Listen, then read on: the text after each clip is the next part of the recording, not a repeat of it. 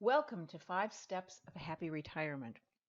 You are in the right place if you are getting ready to retire or you retired within the last 5 to 6 years. My name is Marianne Osher, and I'm a certified retirement coach, educator, and speaker.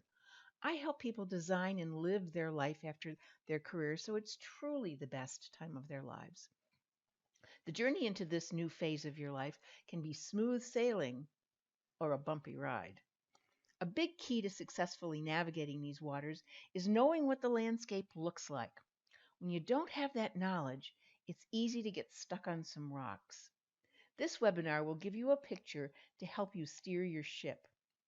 It will help you see that the fears and struggles that you might be experiencing are normal and you're not alone. You'll walk away with a map of how to get to the life you really want to have.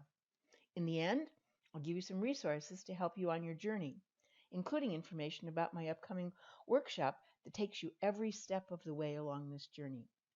Now, you might be asking yourself, why should I listen to what she has to say? Well, I retired from the corporate world twice. I didn't get it right the first time.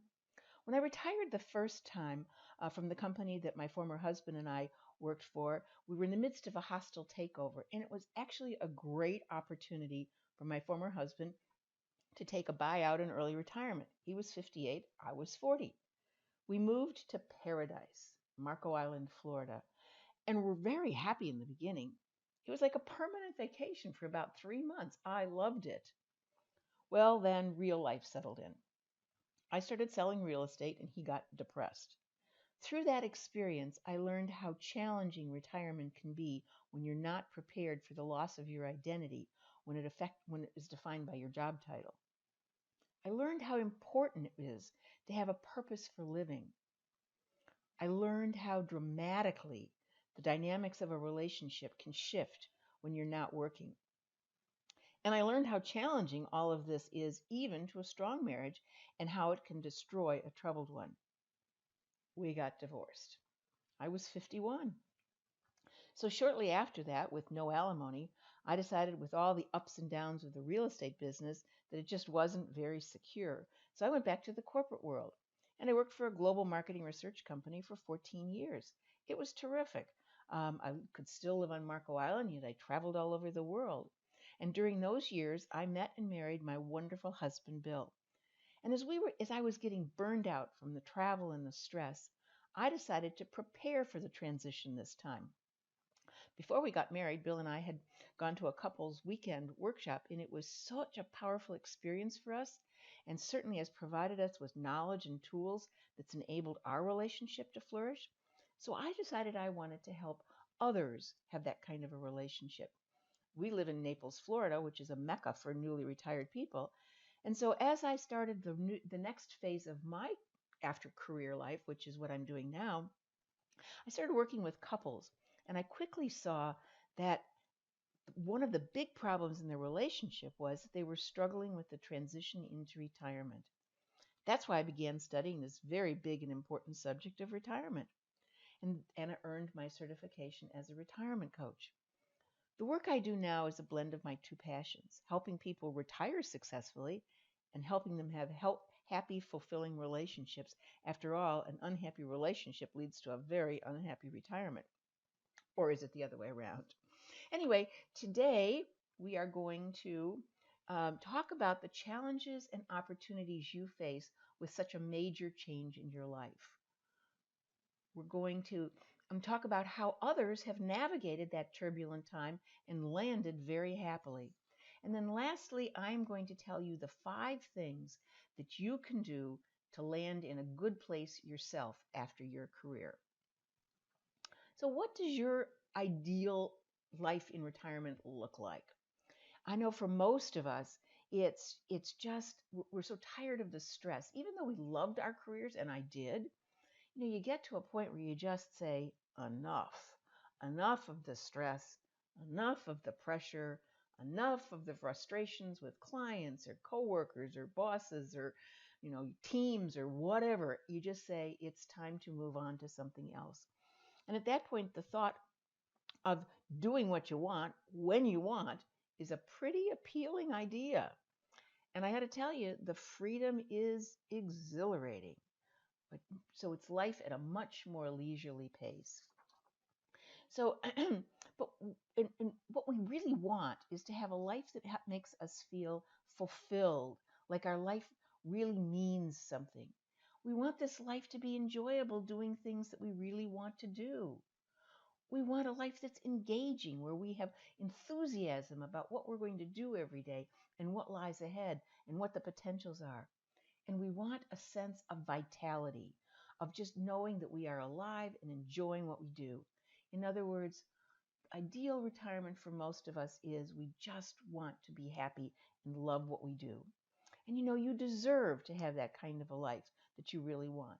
This can be the best time of your life. I know some of you are a little skeptical. Is this picture really realistic? And quite frankly, I hear this skepticism from my clients all the time. And as you're approaching retirement, the concerns that I hear often are, what if I'm bored? How am I going to figure out what to do all day and stay busy with something that I really enjoy doing? Um, and I want to stay busy, but I don't want to feel like it's just empty busy. I want to stay engaged mentally and stimulated, and I want something to be passionate about. But will I really find those things? And you know what? Quite frankly, those current concerns are very legitimate. The truth is that retirement often begins with our retirement honeymoon. And for many of us in the beginning, it feels fantastic. After all, you're liberated from 30 or 40 years of pressure and stress and all the stuff that went with it. And so you've earned this time of relaxation. And it is a time to relax and recharge and enjoy what you're doing. But know that this honeymoon phase does end. And there's quite a lot of research around it that says that it lasts anywhere from 6 months to 3 years for some people. And and even though some people can just seamlessly move into happy retirement from their honeymoon and just keep sailing along, that's fantastic. But for most of us, the rest of us, the day arrives when playing golf all 5 days a week isn't as much fun as it used to be. I mean, I got a call not too long ago from one of my coworkers when I worked in the market research business, and she loved golf. She was good enough to almost be a pro, and she was really looking forward to playing golf every minute that she possibly could. And this was about 2 years. She retired about 2 years ago, and she said, it just isn't as much fun. And now what am I going to do? So the truth of the matter is that when the newness wears off, like it did for my friend, often people say it feels a bit empty. Just like my friend Diane said, I just want something more. One of my clients said one time, I've been retired for 3 years and we've done almost everything on our bucket list. What am I going to do for the next 20 years? Now what? And I often hear that. I often also hear that people feel a bit directionless and adrift, and they just want something more in their life. And research supports those concerns. 2 years ago, Ameriprise, which is the financial services institution, conducted a research project in which they talked to about 1,000 newly retired baby boomers. And what they found from this body of work was that although some people do sail nicely and easily and smoothly into retirement and doing whatever they are, nearly 70% of us face difficulty adjusting. And during that adjustment, often relationships suffer. And that's why the divorce rate among us baby boomers is rising at double digits and has been for the last couple of years, whereas the divorce rate among all other age cohorts is declining. And what the Ameriprise study found is that the hardest part, the reason that there was this challenge, is the emotional adjustments. You see, we just are not prepared for this transition. We work on preparing our financial portfolio so that we can afford to do this, but we just are not prepared for replacing the non-financial benefits of working. Now, I don't know about you, but when I was working, I didn't realize that there were non-financial benefits that I enjoyed. And what the research shows is that they are a sense of identity. Most of us see ourselves in terms of what we do and how people see that we fit into the world. And when that's gone, there's a big empty hole. It's about the structure. Our careers in our business lives provide a structure. We don't have to think about what we're going to do all day. It's pretty well clear what we're going to do all day. And when that's gone, many people feel sort of, now what do I do? It's uncomfortable. Also, the the biggest, I think, is that in our careers we had a sense of feeling worthwhile. We had a sense of feeling that we were either making a contribution to other people or we were contributing to the betterment of our companies and whatever it was that our companies were providing to the world. I mean, after all, somebody was actually paying us to do this work. We felt worthwhile. And one of the other important ones is the social interactions with our coworkers, with our clients, with our business networks. And most of us feel like, oh, we're going to stay in touch with everybody. But I'm here to tell you, from my experience, and certainly what I see with other people too, that might last for a little bit, but pretty soon, you don't have anything in common anymore. And the things that you used to just take for granted, you don't, and you drift apart. It's just what happens. And so, as you've moved into this transition period and all of those non financial benefits no longer exist for you, it really creates a time of confusion. And often people, like my friend Diane, was saying, gee, did I make a mistake? And I hear that all the time. People either say, I made a mistake and shouldn't retire, or it's my spouse's fault, or it's my relationship's fault, or there's some reason outside of understanding that this transition is truly something that we all go through, but just were never focused on, weren't prepared for, weren't told about. And most of us don't like change. We don't like the ambiguity of not having a clear picture. And especially if you were fortunate enough to have to start your retirement with your retirement honeymoon, and you were living your what you thought was your ideal retirement life, and then one day it gets to be boring or a little bit emptier, then we don't have a picture of what we want our life to look like. And that kind of ambiguity is very unsettling. And then, of course, we have to let go of the past, let go of those things the way that we defined ourselves, let go of the way that we saw our life, the structure and feeling valued, and let go of all of that so that you can move on. And letting go really frees you. It frees you to look toward the new possibilities. And it's a time of introspection where you can look at who you are and what you want this life to be like. In fact, Mary Morrissey has a great quote. She says, the energy it takes to hold on to the past is holding you back from a new life. And that's so true as you go through this transition into retirement. If you don't let go of that old stuff, it doesn't mean dishonoring it, because of course, all of those experiences were what made you who you are today. So you honor them and respect them and say, okay, what do I want life to look like now? And soon as you go through that introspection, a new picture begins to emerge. And it's a journey. So sometimes that picture might change as you go along the way. You don't have to get it perfectly right out of the box. Another thing to think about as you're letting go of that past is something that Helen Keller says. And I love this quote. She says, when one door closes, another opens.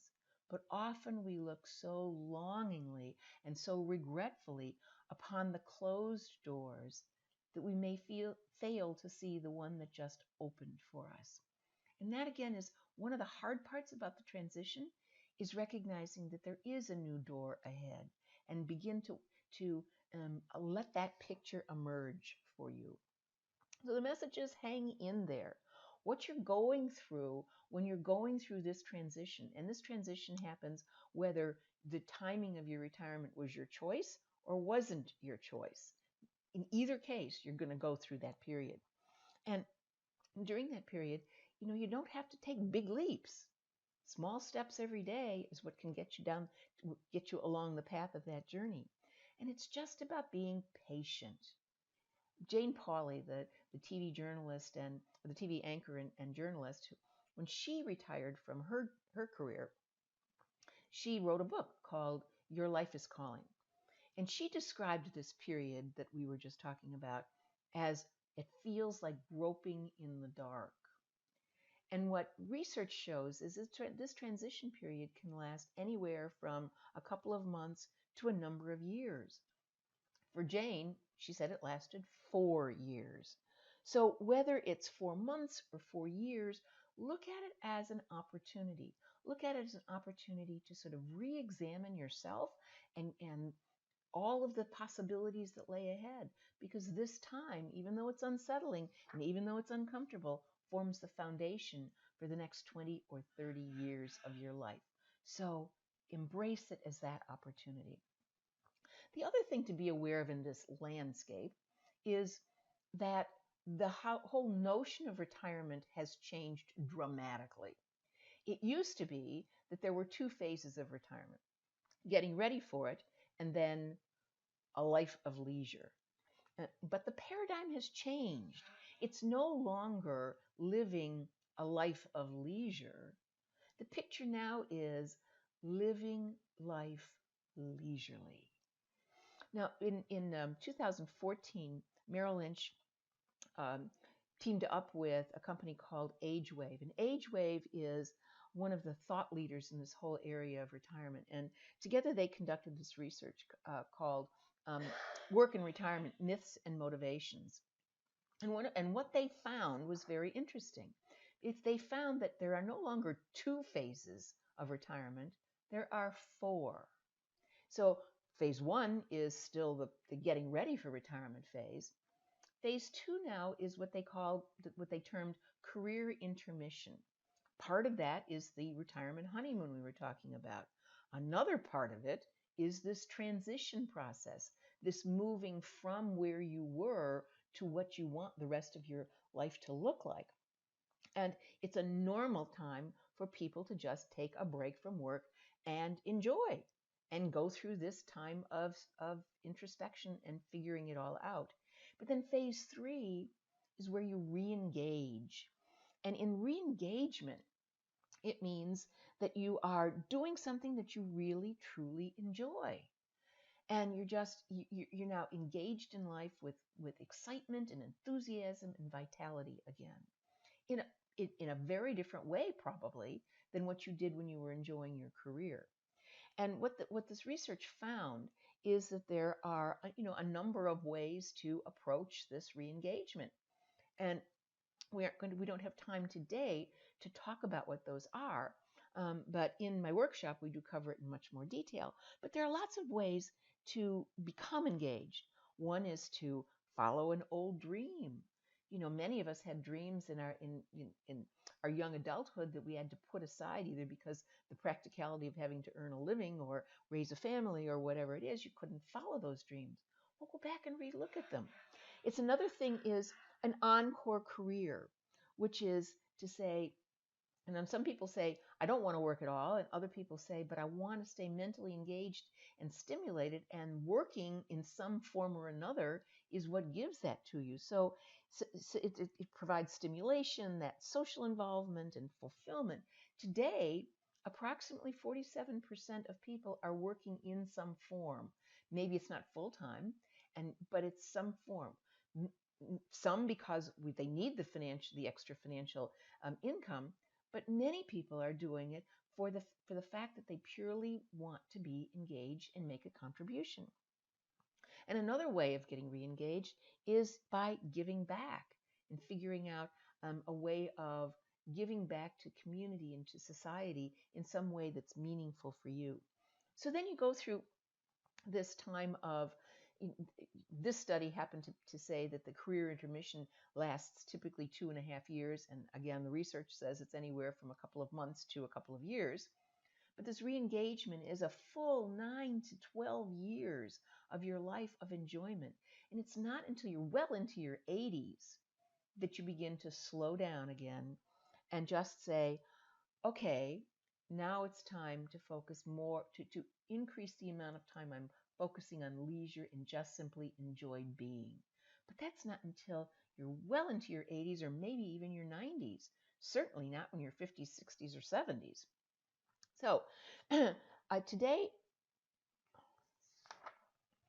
so the next thing we're going to do is talk about how others have navigated these turbulent times and how they have landed happily. The first person that I'd like to tell you about is Rich. Now, I know some of you are skeptical, as I said before, about what's going to happen, and some of you have this concern that you're going to be bored and unhappy. Well, I met Rich um, at a cocktail party, or at a dinner party, actually. And he was a great example of somebody who has been able to move through this pain. When I met him, he was very much stuck in his transition. And one of the clues of that is when he introduced himself by saying what he used to do. And that's a clue for me. And so as we started working together, we began by exploring his attitudes about retirement and found that they were very disempowering, that they were, his idea was, I'm washed up. There are no opportunities. It's the I crossed the finish line. I'm done. Well, when you have a mindset that tells you that there are no opportunities, that there are no possibilities, what do you see? No opportunities and no possibilities.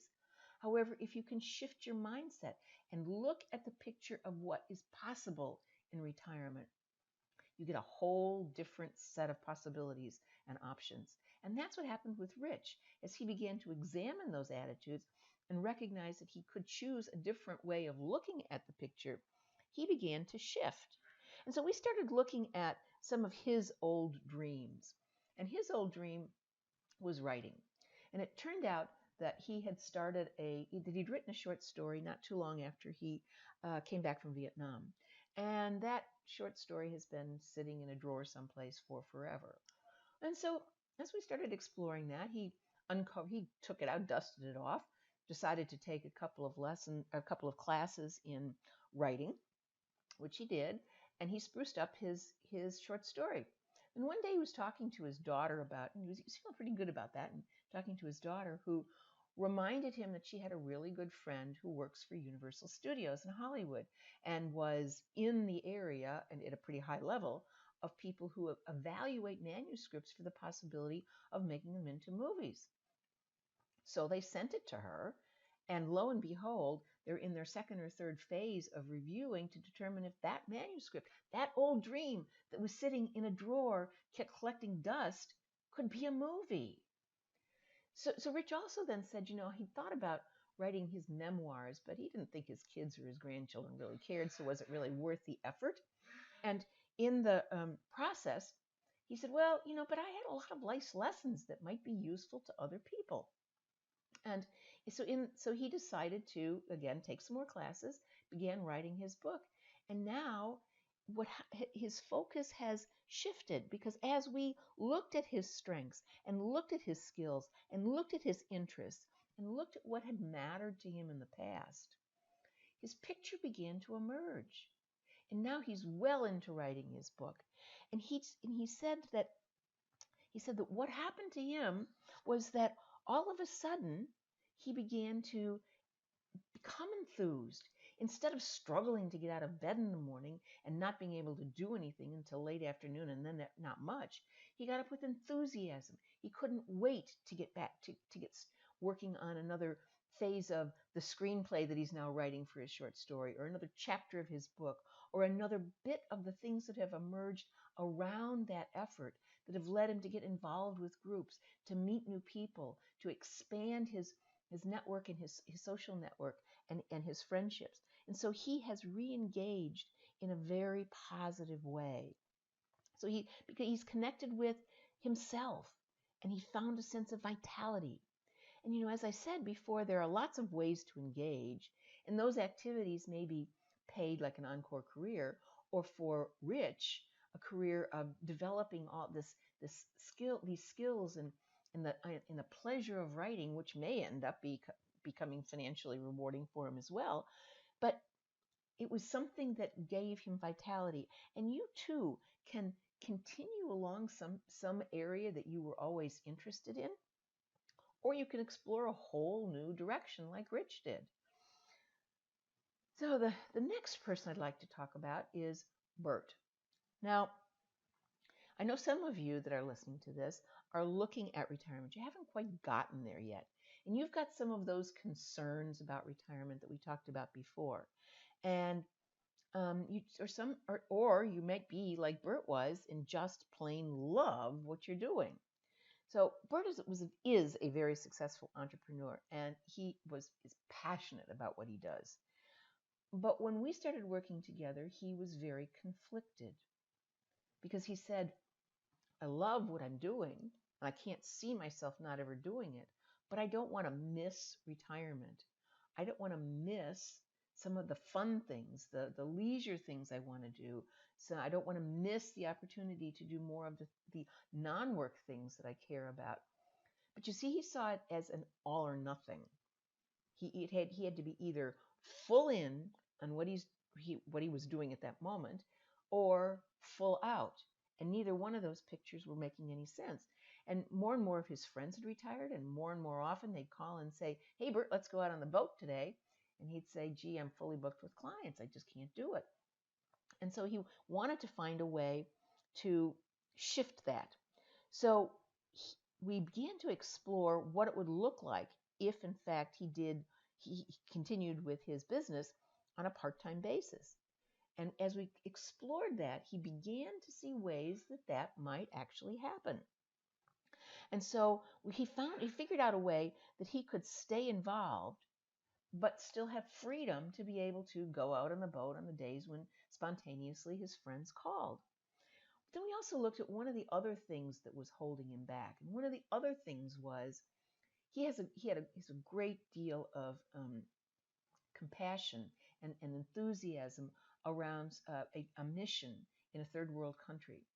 And he and his wife now spend, or at that point when we were working together, spend a couple of weeks every year at the mission, really digging in and giving back. And he was afraid. He knew that the person who was running that mission respected him and knew that he would make a contribution. And his concern was if he retired, that would consume him, that would become his whole life. And he didn't want that either.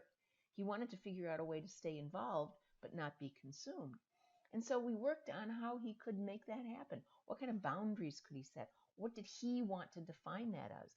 And as we were exploring all of that, he figured out a way. So we brainstormed. He figured out a way to be able to scale down his involvement, but still have his hands in the business that he loved, but also expand his flexibility to be able to do the things that he wanted to do without getting consumed by them. So today, Bert will tell you that he is living what he calls the best of both worlds. He isn't missing retirement, but he's still involved in what he does. So you've heard about Rich, who was stuck in transition and depressed, who became fully engaged and enthusiastic and full of vitality, and Bert, who was torn between a career he loved and enjoying the benefits of retirement, now is living both. So it's about being armed with knowledge and some guidance that helps people go through that time of just being totally unhappy to being engaged and enthused and happy and just engaged in their life. Now, the last story I'm going to tell you is about somebody that I do not know. Oops.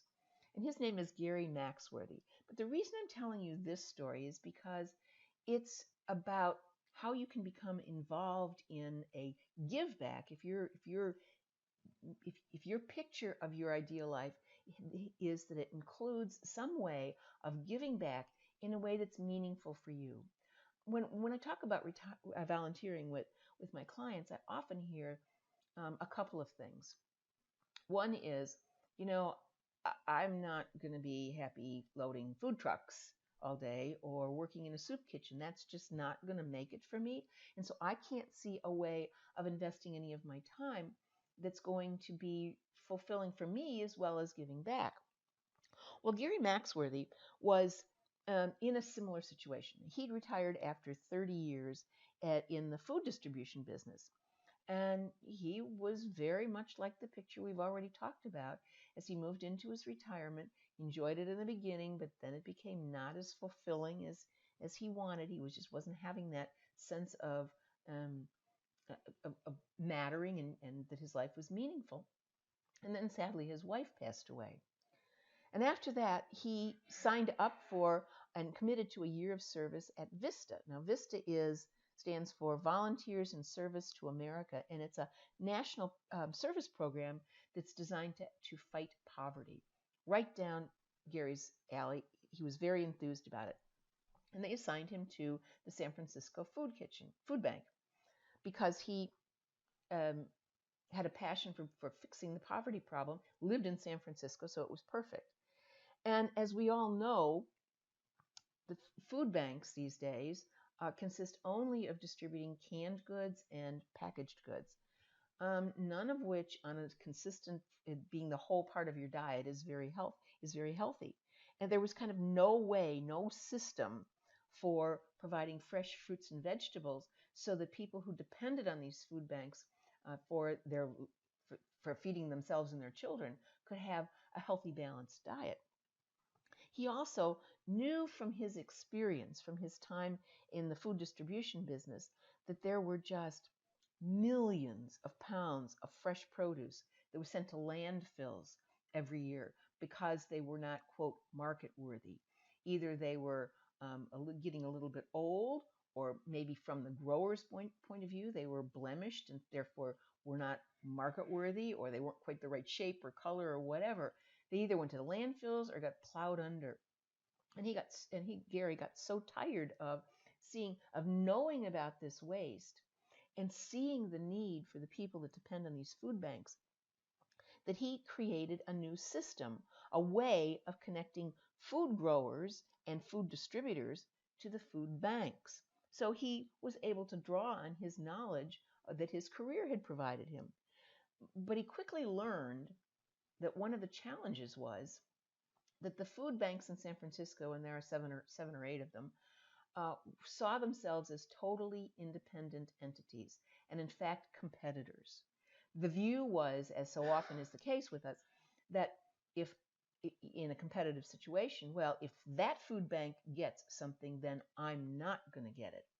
Well, Gary again used his skills as a salesman and team builder to bring those very separate food banks together into a coalition that was working together, particularly to solve the problem of distributing fresh fruits and vegetables.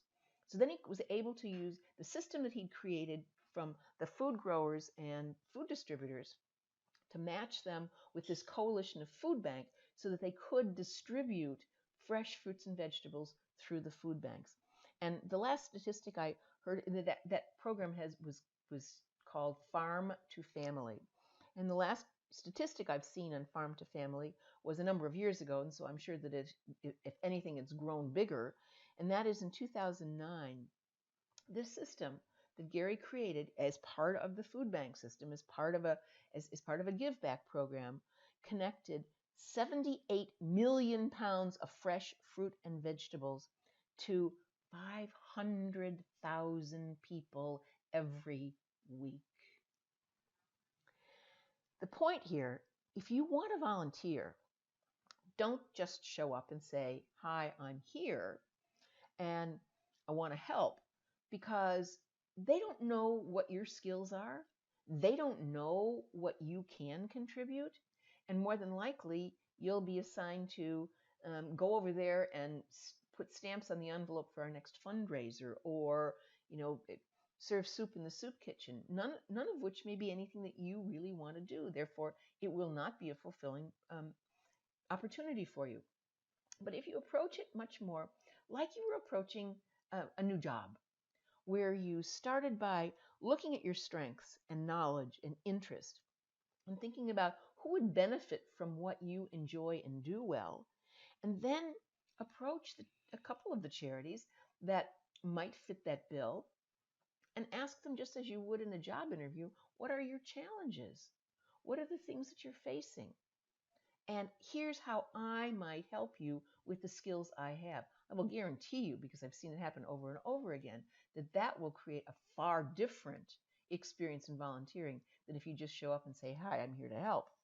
So I hope that you're taking away from this some hope. Hope that even though that journey can be pretty bumpy sometimes, that there is this opportunity for a very fulfilling life. Now, just a couple of earlier this month, actually, there was an article in Time Magazine that reported a brand new study that yet again AgeWave and Merrill Lynch had done. It was a different version of the one I reported to you earlier. And one of the things that this study found was, and I will quote, the years between 2 to 15, that's 2 to 15 years after, 3 to 15 years after you've retired, are typically the most satisfying because you are still relatively young and have gotten through the sometimes brutal discovery phase that we were talking about earlier before, and may now have found your new self. And so what they found from the research is it's not just a pipe dream. It's not just a couple of people that can do this. It is a real live possibility for you. And so now we're going to turn to the 5 things that you can do to have that kind of experience. So the first one is you have to ask yourself, is it worth making the effort? Now, I have a friend, and we'll call him Jack, who wasn't willing to make that effort. And Jack is a big guy and a really bright guy. He graduated from a very prestigious law school and spent many years as general counsel for a large corporation. And he retired in his late 50s, was all excited about it. His dream had always been to have a boat in his backyard. And so he and his wife bought a condo in Marco Island, which of course is why he was my neighbor and friend, and built, and in the backyard was his boat dock. Well, he was so happy for the first several years. I mean, so happy. And went out on the boat all the time and just was in his retirement honeymoon, having a great time. But then it faded, and he moved into that unsettling transition time that we talked about. And he stopped going out on the boat so much. And he became really unhappy. And in his case, he blamed it on his wife. And, it was both-sided, let me tell you. And they ended up getting divorced. But then he still wasn't happy. So he blamed it on the condo. He said, it must be because I need to be in a house. If I'm in a house, I'm going to be happy. Sold the condo, built a beautiful big house, of course, with a boat dock in the backyard, happy again for a little while. But pretty soon, he sunk back into that confused, unsettled, not feeling fulfilled place. And at that point, I asked Jack if he would go through the system that I have developed for my clients. And he thought about it for a while, but he's just like this frog. Just wasn't worth the effort. But I challenge you. What happened then is Jack sunk deeper into depression, sold his house, moved away from what he considered paradise. His health continues to deteriorate. Every time I talk to him, there's some other thing that's wrong. And so what happened? He didn't make that effort, and he succumbed to depression. You see, when you don't make the effort, you can go from enthusiastic and inspired and excited like Jack used to be to depressed with empty days and just focused on reduced income, which is exactly what he does. And in fact, there was a study that was done a number of years ago now, 2013, that found that 6 in 10 people report a decline in health, that 6 in 10 people haven't made that journey, and they risk an increase of depression by 40%, and that is most certainly what Jack's experience was. So, how can you avoid it? The first step is to become aware of the new retirement picture. That's really what we've been talking about. It's to explore the myths and why they're wrong, but most especially dig into your attitudes. How are you seeing retirement? What is your mindset? Do you see it as a dead end, or do you see it as a rich opportunity filled with possibilities? And then you examine, then at that point, if you examine where you are in the transition process and look at what are your support systems, who's there to help you move through and answer the kinds of questions that you're asking yourself, what are your strategies for getting through this transition so that you can emerge in an engaged way. Now, there's 6 different ways that people approach their new retirement. Which one are you most likely to take? Again, we don't have time to do that today, but that is a very valuable exercise. And then after you've assessed where you are, look at who are you without your business card. You may remember the Pro Hall of Famer Deion Sanders, who was obviously a very successful football player, and he said, most guys don't understand that playing the game is only what you do. It's not who you are. Players who fall in love with the game get heartbroken because the sport doesn't have a heart or the ability to love you back. And that's true whether it's a sport or your career. It doesn't have the ability to love you back. So this is the time to acknowledge and honor where you were, but to let go and move on. And begin to look for ways that you can replace those non-financial benefits of working where the absence of them is creating this feeling of being lost and directionless. So it's like filling those emotional holes. How are you going to go about doing that? And then you start developing your happiness portfolio, which is something that we're going to talk about in a minute. But most of us have a financial portfolio. I mean, that's what we focused on. That was how we did our retirement planning. But nobody tells us that we also need a happiness portfolio. And we're going to talk about that in a minute. So the Merrill Lynch study that I talked about a little bit ago that was just released earlier this year found that an overwhelming majority of people who are successfully adjusting to retirement see that their new identity is wrapped up in terms of what their current interests and activities are.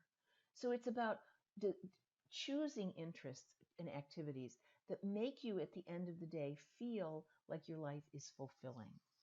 So it's then as you do that, it's all about looking at what will make your life feel like you matter. Nancy Schlossberg, who is a retirement expert, she's actually a longtime expert on the whole issue of adult transitions, and particularly retirement transitions. She's a professor emeritus of the University of Maryland, and when she retired, she felt that she'd had this thing licked because she was an expert in transitions. Well, she didn't quite have it right. And as part of her adjustment to retirement, she did a whole new body of research and has written several books. And I promised you at the end of this webinar that I will tell you how you can get a hold of one of my resource list, which includes her books. One of the things that she says is retirement challenges your identity, changes your relationships, and may leave you feeling rootless. We've seen that already, right? If you have no purpose. So there are many reasons to feel like you have a purpose in life.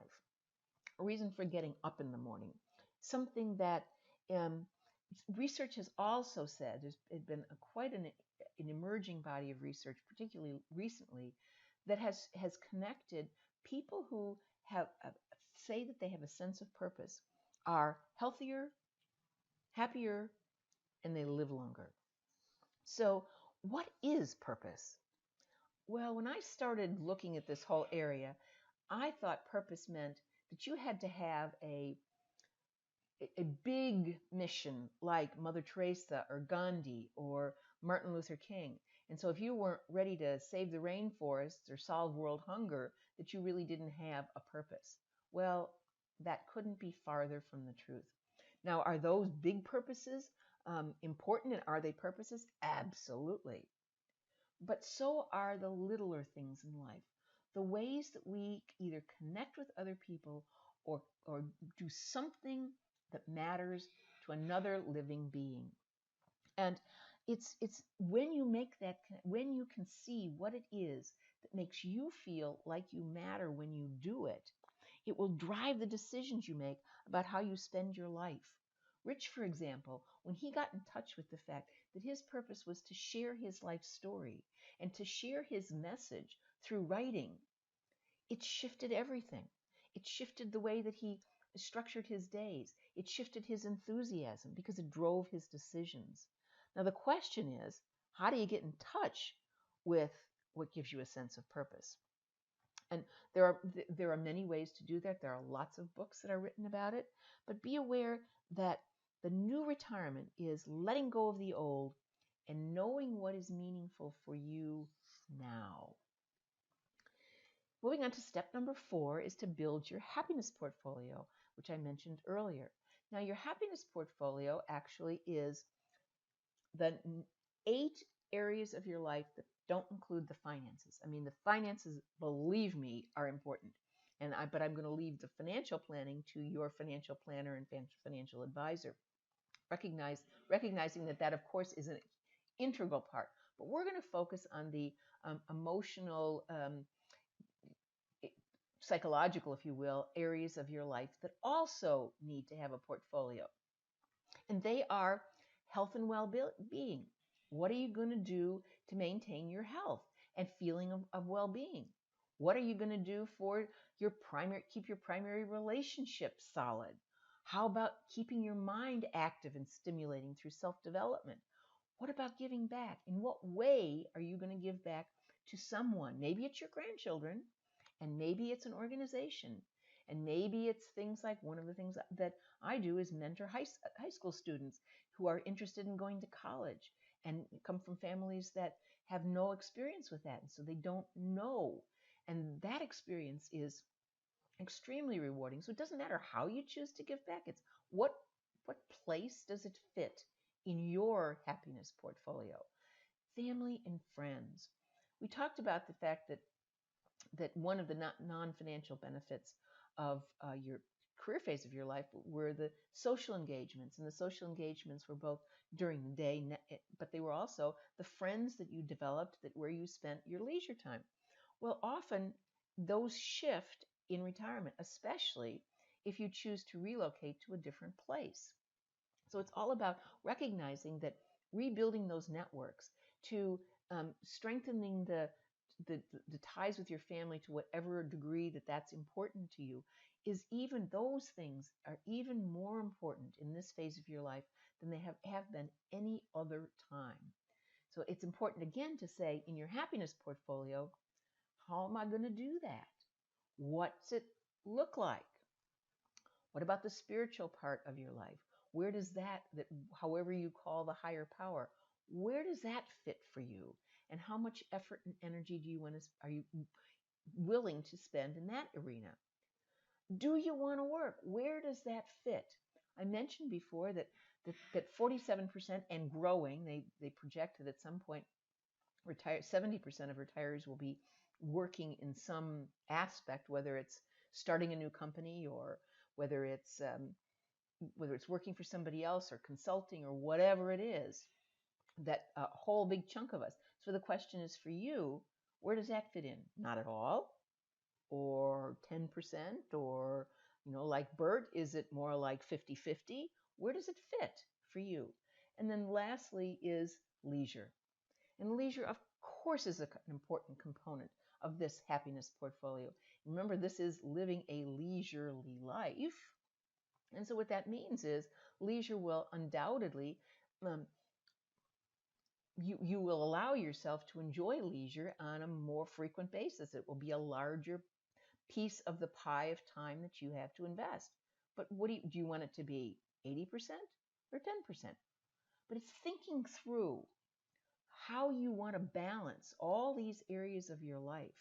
Because when you feel that your life is balanced in a way that's meaningful for you and that you are doing something that matters to you, that's when you're living a fully engaged, fulfilling life. So let's see if I've missed it. No, so the fifth piece of your happiness portfolio is making your relationships thrive. And we said before, your relationships become even more important than they ever were to you before. And that means that whether you're single or a couple, I mean, if you're single, what do you want this relationship to be? Do you want a significant primary relationship? If not, terrific. But how do you want the relationships with the people that you do consider to be significant in your life? How can we make those even better and more fulfilling? What percentage of time do you want to spend with them? And then if you are a couple already, this transition definitely creates some challenges because every aspect of your life has shifted. And so clearly, the aspect of your life that involves your primary relationship has shifted. Unfortunately, one of the mistakes that couples make is that they assume that they already know the needs of their partner. Well, that may have been true at one point, but those needs have shifted, I will absolutely, positively guarantee you. So it's about exploring the expectations that both of you have for all aspects of your life, including the everyday little chores up to, how you're going to spend vacations. And one of the important aspects of those expectations is how are you going to balance the me and we time? Some couples want a whole lot of the we time, and other couples want a whole lot of the me time. And how's that going to work so the relationship thrives as part of it? So in closing, I just want to leave you with a couple of ideas. The first one is remember that you're not given a good life or a bad life. You're given a life, and it's up to us to make it good or bad. Your choice, just like it's your choice about what your retirement life looks like. So the message is that your retirement dream can come true. And I promised you that I would share with you some resources. So at the bottom of this page, if you scroll down a little bit, you can download my free resource guide. And it has in it a list of the books that I have found to be some of the most helpful. I mentioned Nancy Schlossberg's books, and I highly recommend them. All of the books on that list are terrific. Some websites that might be helpful, just some things some resources where you can look for more information to expand the knowledge that you have about what's going on in your life. I also mentioned that I have an upcoming workshop, and this workshop is I have taken the steps that I have developed that work with my clients to help them, people like Rich and Bert and many, many others, move from the time of confusion and unsettled to having full, happy, engaged, vital lives. So I've taken that system and turned it into a 5-week workshop. So it's a proven way to live your dreams. It's 5 weeks, which will be conducted online, live workshops, which will be 60 to 75 minutes every week. The first step, we're going to walk through these 5 steps that I just talked to you about. Session 1 is, if it's not retirement anymore, so what is it? What is that picture? Where you will examine your attitudes, your feelings toward retirement, your support systems as you go through all of this.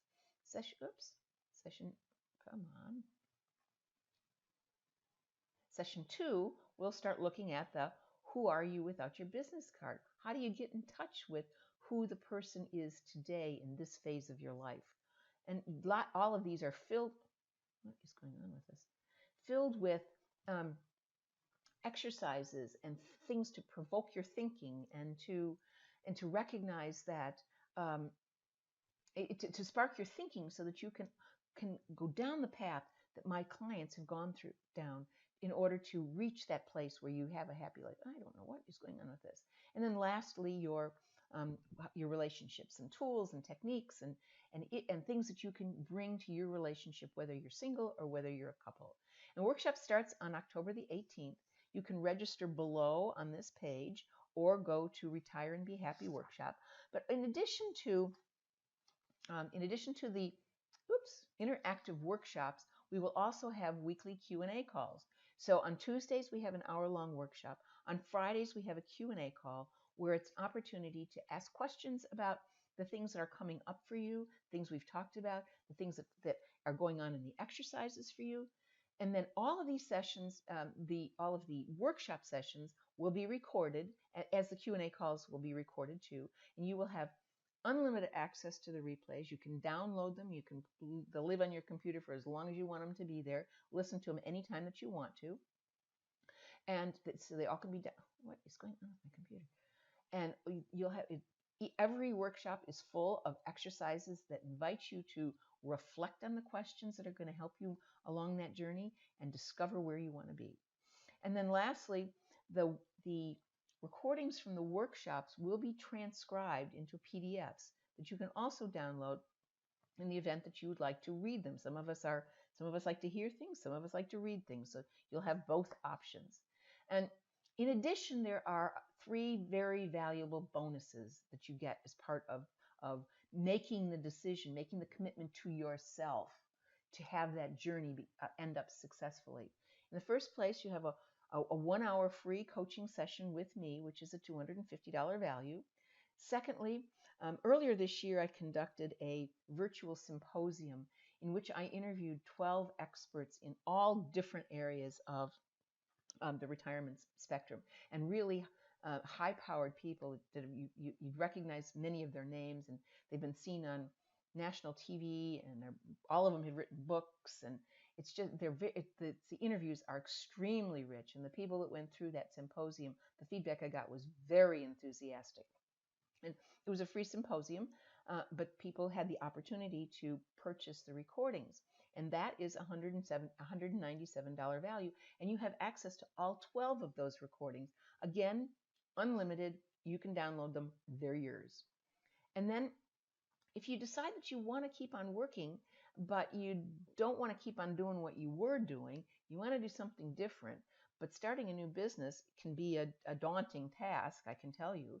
And so the opportunity to start a new business through a franchise has been extremely popular and very successful for many retirees and very lucrative. I was sitting next to a woman at a luncheon the other day, and she and her husband had purchased a franchise. The type isn't relevant, but it was so successful, and they've enjoyed it so much. They now have 5 or 6 of them, and they're run by other people. They hire people to run them, and they're just making a lot of money. But the idea is not every franchise is right for you. So the third bonus that you get is a recording with Gary Chernow, who is a franchise expert. And he talks about some of the reasons to do a franchise, some of the pitfalls that you need to be concerned about, how you can go about doing it. So that's another very valuable option. So register now. The full price is $997, but I'm offering it to you today, right now, if you sign up in the next 48 hours, because we start on Tuesday. If you register by Monday night, because we start on Tuesday, you get a $500 discount, bringing the price to $497. Now, those bonuses I just told you about are worth that or more. So please join me on this journey. So register for Retire and Be Happy Workshop either down below on this page or going to retireandbehappyworkshop.com. Thank you for joining me, and enjoy your journey.